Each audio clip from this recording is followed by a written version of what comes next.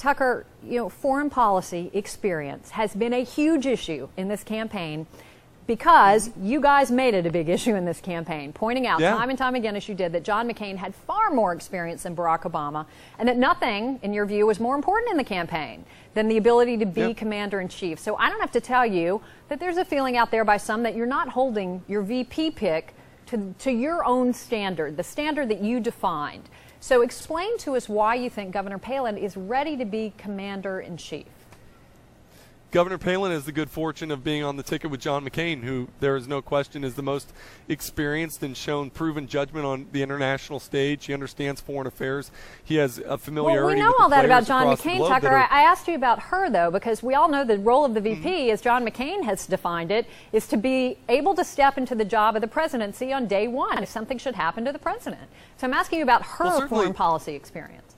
Yeah, Campbell, certainly there are a number of people that are supporting Barack Obama's candidacy and feel like he's experienced enough to take on the Oval Office.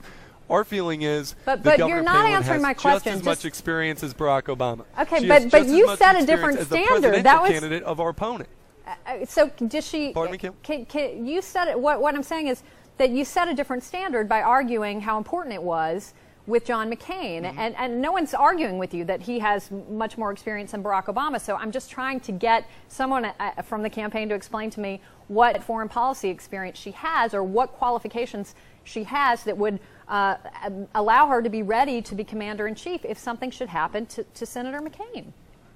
Well, Campbell, let me be clear. I don't think there should be any problem explaining her experience. She has executive state-level experience. She's been in public office reforming Washington. She's been in executive office longer and more in a more effective sense than Barack Obama's been in the United States Senate. She's been the commander of the National Guard of the Alaska National Guard Tucker, that's been deployed overseas. That's foreign policy experience. All right. Just and I give do me, Tucker, sorry, just if I can interrupt for 1 second. Commander, because I've heard you guys say this a lot.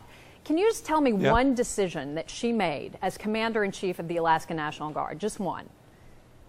Yeah, she has made any decision she has made as the commander of the National Guard that's deployed overseas is more of a decision than Barack Obama has been making as he's been running for president for the last 2 years. Give me an example of one of those decisions. I'm just curious. Just one decision she made in her capacity as commander-in-chief of the National Guard.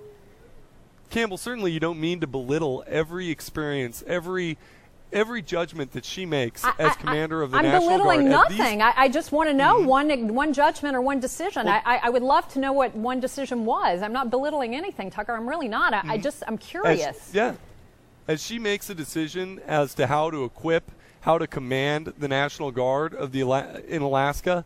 That is Tucker, more those are the experience and Pentagon's more of a decisions. judgment That's than General Barack Obama is making on the campaign trail. That's my only argument. No governor. Pardon me? No governor makes decisions about how to equip or deploy the National Guard. That when they go to Iraq, those decisions, as you well know, are made by the Pentagon. Campbell, on a factual basis, they certainly do. In Alaska, if you have any sort of emergency as things are happening in your state, the National Guard is under the command of the governor. That is more of a command role than Barack Obama has ever had. I would argue that on our ticket, John McCain and Governor Palin, between the two of them, have far more command experience in the military than either of the candidates on the Democratic side. And I do want to argue that this is about the top of the ticket. Ultimately, when people go into the ballot box and decide between Barack Obama and John McCain, they're going to decide between John McCain's record of reforming Washington and Barack Obama's rhetoric on the campaign trail. Doesn't have a lot of experience, certainly has no military experience, no command military experience, which both of our candidates have. That's an important distinction. I think voters will make the right call in November.